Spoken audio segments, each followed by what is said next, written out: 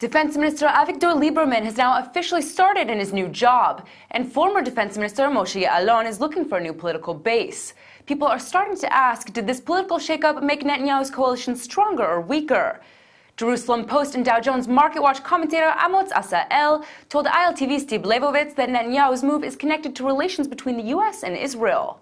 Everyone understands, both there and here, that Netanyahu, in this regard, in taking his coalition further to the right, is trying to exploit a twilight moment in American politics as the presidential election approaches.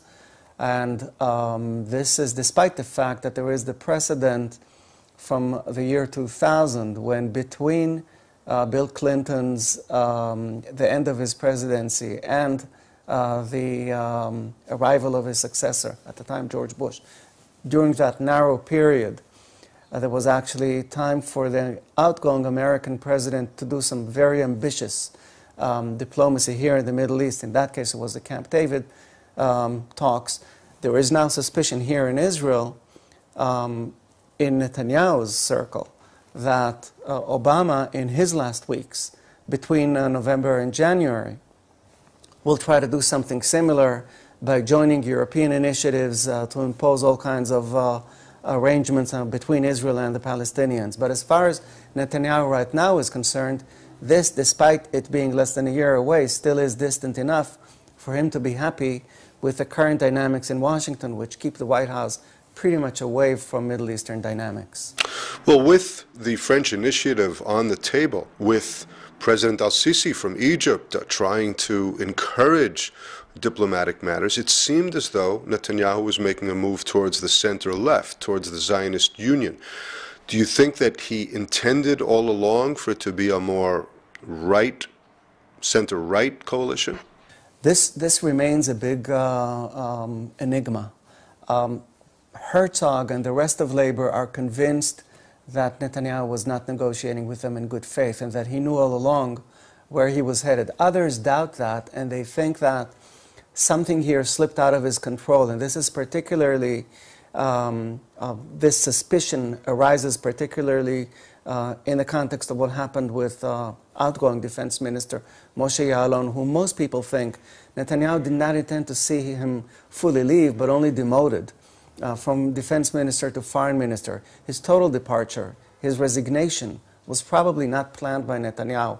So when you consider this, and you consider that what we ended up with, a very right-wing coalition, only several days before that could have been a left-leaning combination, creates the impression that something here slipped out of Netanyahu's control.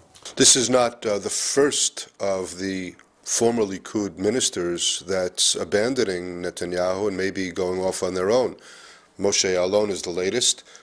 There was also Moshe Kachlon, who's now the finance minister, but who started his own party.